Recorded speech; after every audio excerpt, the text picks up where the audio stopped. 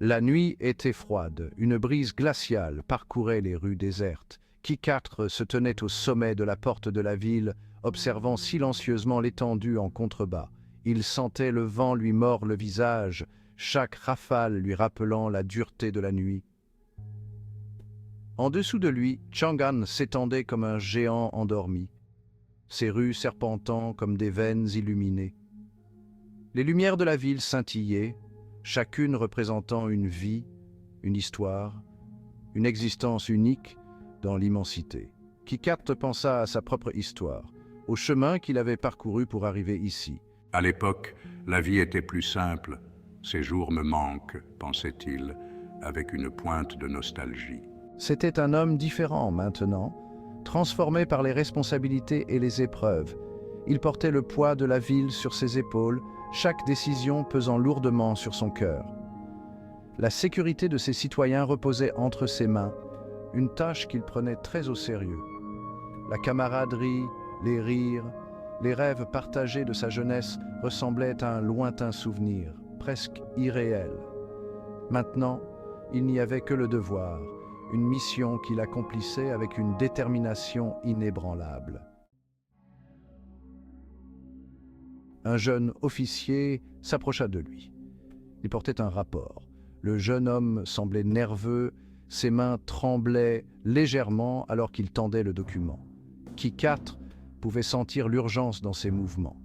Ki-4 pouvait dire par le visage de l'homme que c'était une mauvaise nouvelle. Le front plissé, les sourcils froncés, tout indiquait que quelque chose de grave se passait. Le rapport parlait d'une maison de jeu illégale, des activités clandestines qui avaient lieu sous leur nez depuis des mois, peut-être même des années. Elle était dirigée par un homme nommé Ning Ke, un nom qui résonnait dans les cercles de l'ombre, connu pour ses talents et son audace. Le nom envoya une secousse à travers Ki-4. Il connaissait ce nom. C'était un nom qu'il n'avait pas entendu depuis longtemps, mais qu'il n'avait jamais oublié.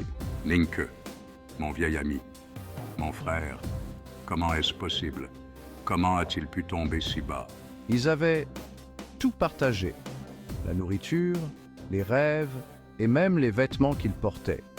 Chaque moment passé ensemble était gravé dans leur mémoire. Ils avaient juré de toujours se protéger mutuellement.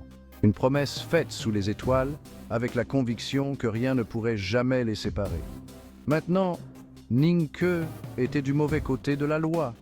Il fuyait, se cachant dans l'ombre, traqué par ceux qu'il avait autrefois appelés amis.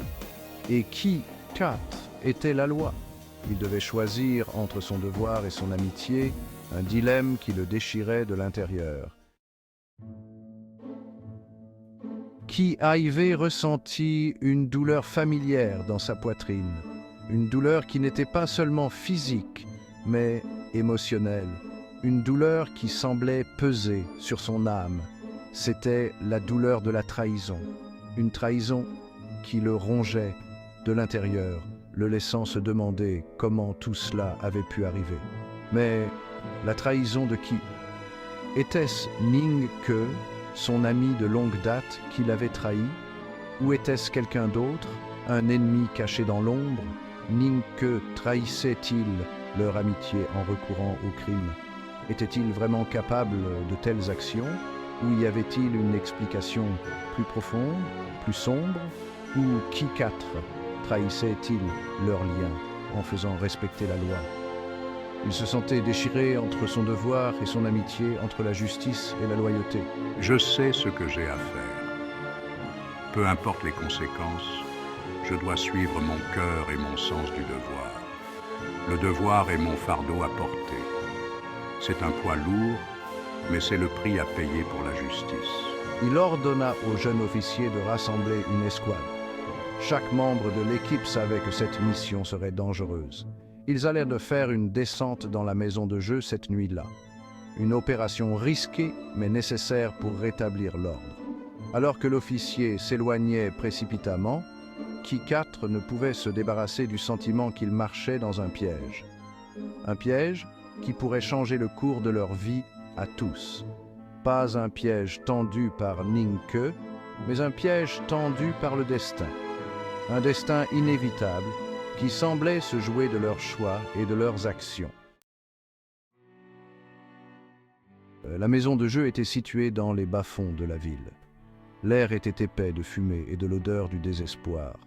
Ki-4 conduisit ses hommes à travers la foule. Leurs visages étaient graves, leurs mouvements exercés. Puis, il le vit. Ning-Ke. Ning-Ke se tenait de l'autre côté de la pièce. Il n'avait pas beaucoup changé. Il avait toujours la même lueur espiègle dans les yeux.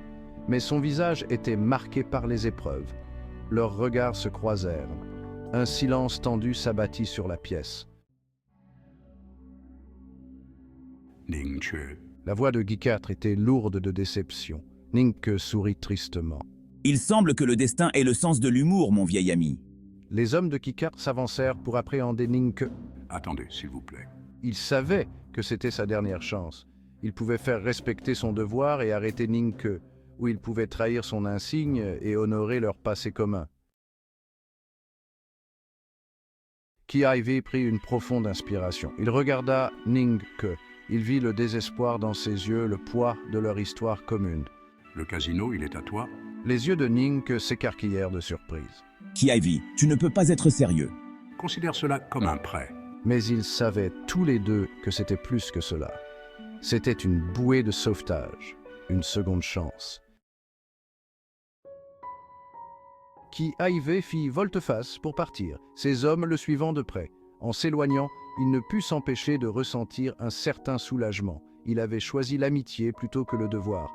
Mais combien ce choix allait-il lui coûter? Il jeta un coup d'œil à Ning-Ke, qui le regardait avec une expression indéchiffrable. Leur passé était une tapisserie commune de loyauté et d'amour. Leur avenir, cependant, restait un chapitre non écrit. Et au cœur de Chang'an, sous les yeux attentifs de la nuit, Ki-4 savait que certaines dettes ne pourraient jamais être remboursées.